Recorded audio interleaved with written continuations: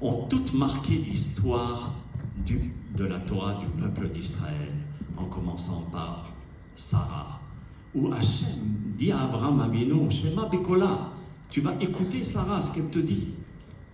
Quoi? Oui, tu vas l'écouter, parce qu'elle a ce Ruach HaKodesh. Elle est branchée avec l'au-delà.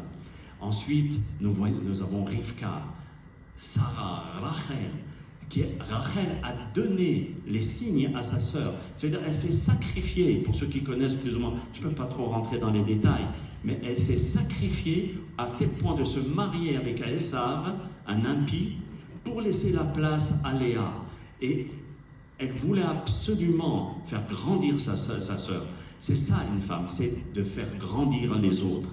Zilpa, Bilha, qui ont donné naissance, tous ces quatre, aux 12 tribus, dont le peuple d'Israël. Yaël, qui n'a pas eu peur au moment où il y a Sisra, le chef de l'armée, qui est venu et lui a coupé la tête. Vous savez la force qu'il faut avoir? Même un homme, parfois, il n'est pas capable de faire ça. Et bien, une femme, elle a eu la force. Pareil par rapport à Dévorah. Dévorah, une femme exceptionnelle. Vous savez, la particularité de Dévorah, c'est que dans l'histoire, malheureusement, il y a eu beaucoup de guerres entre les bénis Israël, entre les 12 tribus. Dévorah, elle est venue, Ribona Olami, Madonna, Adoni, maître du monde, elle a secoué la marmite, elle a secoué le peuple d'Israël. Et elle a fait la paix avec les 12 tribus.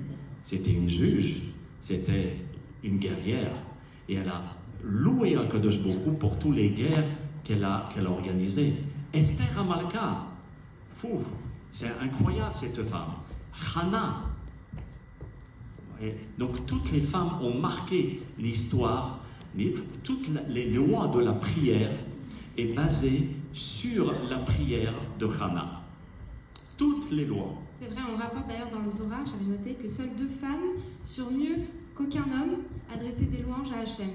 Et on évoque donc Hannah et Déborah. Oh, très très bien. Hannah et Déborah, parce qu'elles ont glorifié Akadosh Baruch Hu.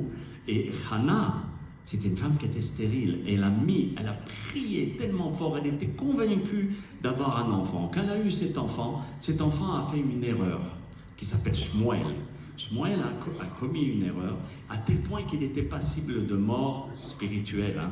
Et le Cohen, qui était Élie, il dit « Ah non, il ne peut plus rester avec moi. » Hannah, elle est venue elle était convaincue de convaincre le prophète et le Cohen Gadol Élie pour dire « Fais attention de ne pas l'effacer, mon fils. »